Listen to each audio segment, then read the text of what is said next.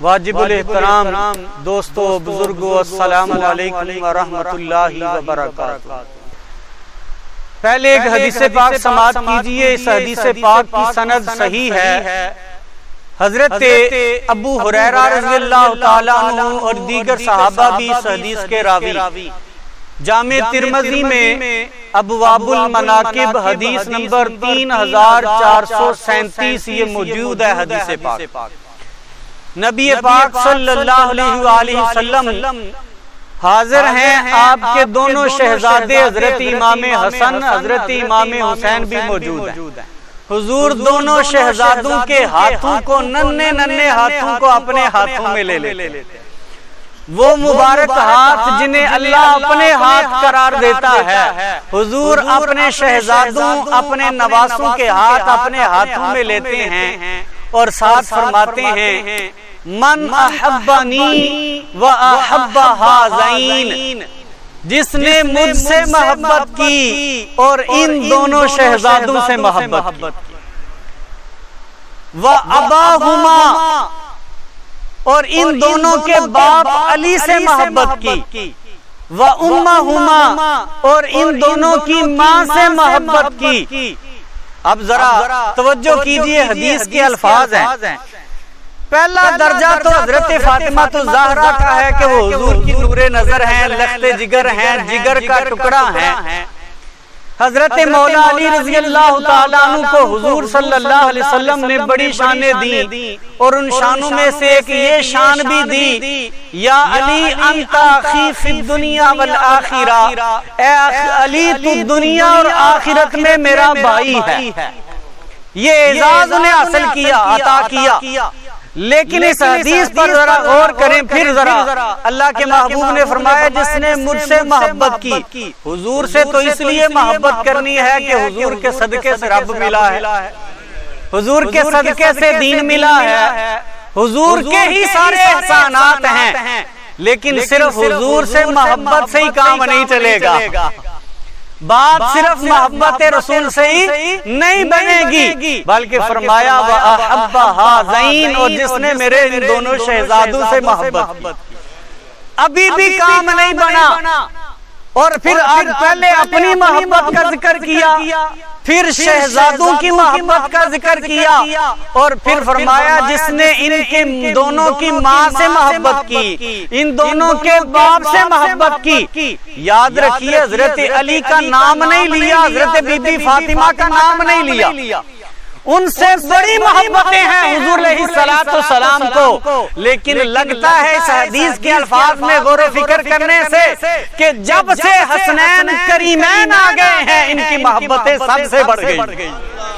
ان کی محبتیں سب سے بڑھ گئی ہیں، بیٹی سے بھی بڑی محبت ہے، داماد علی مرتضیٰ سے بھی بڑی محبت ہے، لیکن حضور ان کی محبتوں کو تیسرے نمبر پہ بیان کرتے ہیں اور دوسرے نمبر پہ حسنین کریمین کی محبت کو بیان، اور جنہیں یہ 3 4 5 تن کی محبت حاصل ہو گئی، درجہ کیا ہوگا، ملے گا کیا، نعرے لگانے کا فائدہ کیا ہوگا، ذکر اہل بیت کا فائدہ کیا ہوگا، مودت و محبت اہل بیت کا فائدہ کیا ہوگا۔ اللہ کے محبوب صلی اللہ علیہ وسلم نے گارنٹی دی ہے، کانا معی فی درجاتی یوم القیامہ، میرے غلاموں جو مجھ سے محبت کرے گا، میرے شہزادوں سے محبت کرے گا، میری بیٹی فاطمہ سے محبت کرے گا، مولا علی سے محبت کرے گا، وہ قیامت کے دن کہیں اور نہیں ہوگا، میرے ساتھ میرے ہی درجے میں ہوگا۔ اللہ اہل بیت کی محبت کے بغیر کام چل ہی نہیں سکتا۔ اہل بیت کی محبت کے بارے میں اللہ کے محبوب صلی اللہ علیہ وسلم نے فرمایا اہل بیت کی محبت کے مثل اہل بیتی کمثل سفینۃ نوح من رکب فیہا نجا ومن تخلف عنہا غرق، فرمایا میرے اہل بیت کی مثال کشتی نوح کی طرح۔ نوح علیہ السلام کی کشتی تھی، 80-82 افراد جو آپ پر ایمان لائے تھے، جو اس کشتی میں سوار ہو گئے تھے، بچ گئے تھے، بقیہ سارے غرق ہو۔ تباہ و برباد ہو گئے، تو فرمایا میرے اہل بیت کی محبت، میرے اہل بیت کی مودت اور ان کے تعلق کی مثال کشتی نوح جیسی ہے، جو ان کی محبت کی کشتی میں سوار ہو جائے گا بچ جائے گا، جو پیچھے رہ گیا وہ غرق ہو جائے گا، اس کا ایمان تباہ ہو جائے گا، اس کا ایمان غارت ہو جائے گا، اور جب غارت ہو جائے گا پھر نماز بچا نہیں سکے گی، حج زکات دیگر اعمال بچا نہیں سکیں گے۔ یاد رکھیے یہ اعمال تب عمل میں کام آئیں گے جب یہ پہلے محبتیں اور یہ سارے آداب موجود ہوں۔ یاد رکھنے والی بات ہے، اس طرح نہیں کام چلے گا۔ یہ نہیں فرمایا حضور نے اس حدیث میں جو نماز پڑھے گا وہ بچ جائے گا، جو حج کرے گا وہ بچ جائے گا، جو زکات دے گا وہ بچ جائے گا، جو صدقہ خیرات اور قربانی کرے گا وہ بچ جائے گا، نہیں فرمایا، بلکہ بچے گا وہ جس کے پاس سارے عمل ہوں گے، ساتھ محبت اہل بیت بھی ہو، ان کا ادب بھی ہوگا، ان کا احترام بھی ہوگا، ان کی اتباع کا جذبہ بھی پیدا ہوگا جس کے اندر وہ بچے گا۔ اور پھر نبی پاک صلی اللہ علیہ وسلم کی یہ حدیث درجنوں کتابوں میں موجود ہے، صحیح بخاری، صحیح مسلم، صحیح ستہ میں اپنی اپنی سند سے ہر امام نے نقل کی ہے۔ اللہ کے محبوب صلی اللہ علیہ وسلم فرماتے ہیں میں تمہیں گارنٹی دیتا ہوں دو چیزوں کو مضبوطی سے تھام لو، میرے بعد کبھی گمراہ نہیں ہو۔ گارنٹی دے دی، سرٹیفکیٹ دے دیا، جو دو چیزوں کو تھام لے کبھی گمراہ نہیں ہوگا۔ اللہ کے محبوب صلی اللہ علیہ وسلم نے فرمایا ایک اللہ کی کتاب قرآن کو تھام لے اور دوسرا میری اہل بیت کو تھام۔ اس حدیث میں اور دوسری حدیث جو موطا شریف میں ہے، موطا امام مالک میں، اس میں یہ بھی فرمایا کہ جو میری قرآن کو تھام لے اور میری سنت کو تھام لے وہ گمراہ نہیں ہوگا۔ لیکن اس حدیث پاک میں اپنی سنت کا ذکر ہی نہیں کیا، قرآن کے ساتھ اہل بیت کو جوڑ دیا، اہل بیت کا تعلق قائم کر دیا، کیونکہ حضور کی سنت پر اس وقت تک چلا ہی نہیں جا سکتا جب تک حضور کے گھرانے کا پیار نہ ہو، حضور کی اہل کا پیار نہ ہوگا، کوئی سنت کو تھام ہی نہیں سکتا، حضور کی سیرت کو اپنا ہی نہیں سکتا۔ تو گویا بتا دیا ایک اللہ کے قرآن کو تھام لو اور دوسرا اہل بیت اطہار کو تھام لو۔ قرآن کو تو اس لیے تھامو گے، یہ سراپا ہدایت ہے، اللہ کی رسی ہے، بندے کا اپنے مولا سے تعلق قائم کرتا ہے، گمراہی سے بندے کو بچاتا ہے۔ لیکن اہل بیت کا تعلق کیوں بچاتا ہے؟ کیونکہ قرآن ہے نظریہ، اور اگر اس کی پریکٹیکل اور عملی صورت ہے تو وہ اہل بیت اطہار کی سیرت ہے۔ قرآن کی اس وقت تک سمجھ نہیں آتی جب تک کربلا میں نہ جایا جائے، قرآن کی اس وقت تک سمجھ نہیں آتی جب بارگاہ مولا علی میں حاضر نہ ہوا جائے، بی بی فاطمہ کی بارگاہ میں حاضر نہ ہوا جائے، حضور کے اہل بیت اطہار کی بارگاہ پاک میں، حضور کے صحاب کی بارگاہ پاک میں حاضر نہ ہوا جائے، اس وقت تک قرآن کی سمجھ ہی نہیں آتی۔ قرآن کو سمجھنا ہے تو تعلق اور نسبت اہل بیت سے سمجھا جائے، اس کے بغیر سمجھ نہیں آ سکتی۔ اسی طرح مولا علی رضی اللہ تعالیٰ عنہ کے بارے میں قرآن اور مولا علی کا تعلق بھی اللہ کے محبوب صلی اللہ علیہ وسلم نے بیان کیا ہے۔ اس حدیث کو امام مالک رحمت اللہ علیہ نے اور امام احمد بن حنبل نے المسند میں حدیث کو نقل کیا، حدیث نمبر 10103 ہے۔ اللہ کے محبوب صلی اللہ علیہ وسلم نے فرمایا القرآن مع علی و علی مع القرآن، میرے غلاموں سنو، قرآن علی کے ساتھ ہے، علی قرآن کے ساتھ ہے، یہ جدا نہیں کر سکتے ہم،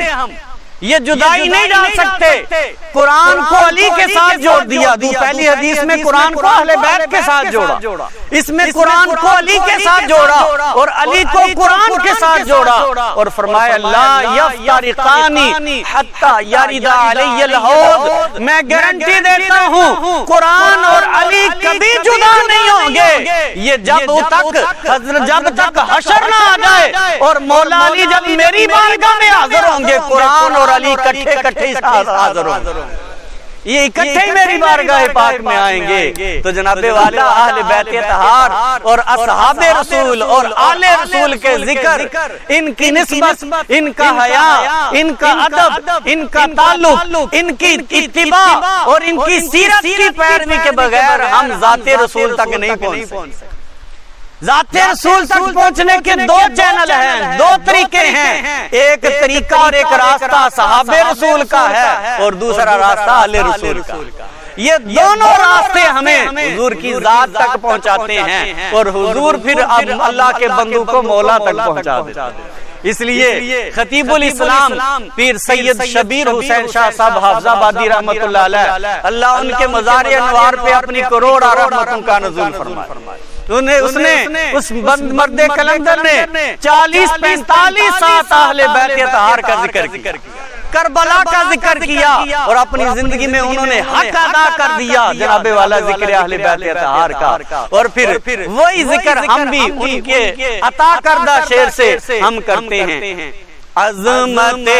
آل نبی بھول نہ جانا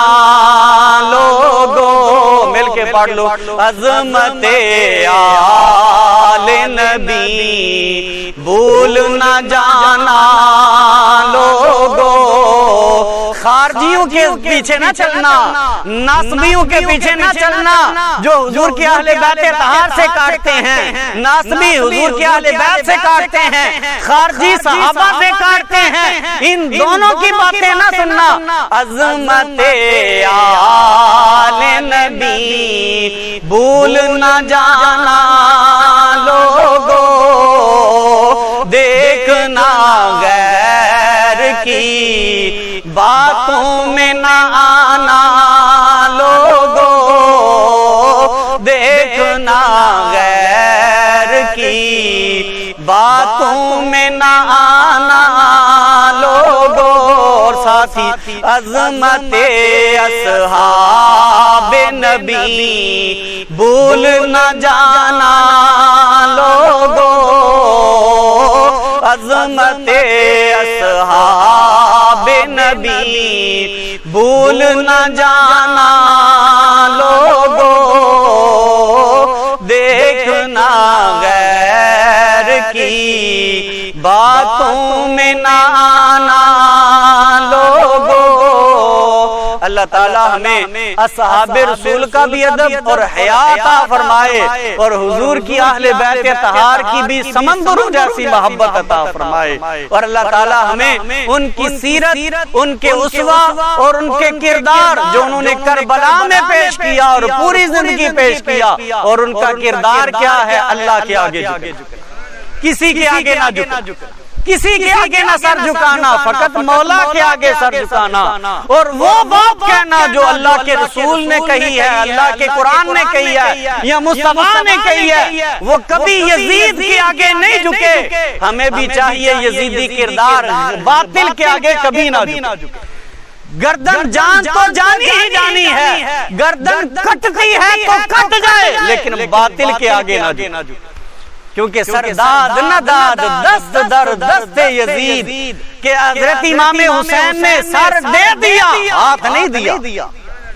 ہاتھ نہیں باطل کے ہاتھ میں دیا، اپنا سر دے دیا، کنبہ کو ہا دیا،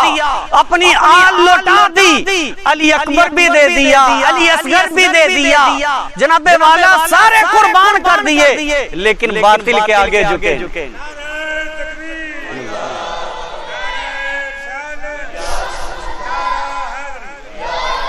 اگر دو کام کر لیں، قرآن کو تھام لیں اور نماز کا اہتمام کریں، یہ دو کام تھام لیں تو انشاءاللہ تعالی اہل بیت اطہار کی پیروی کی ابتدا ہو جائے۔ اللہ تعالیٰ ہمیں اس کی توفیق عطا فرمائے۔ اللہ تعالیٰ ہمارے بزرگوں کو، نوجوانوں کو، بچوں کو، ماؤں بہنوں کو، ہم سب کو اپنی بارگاہ پاک میں جھکنے والا بنا دے اور ہماری مساجد کو ذکر و فکر سے آباد کر دے۔ وآخر دعوانا ان الحمدللہ۔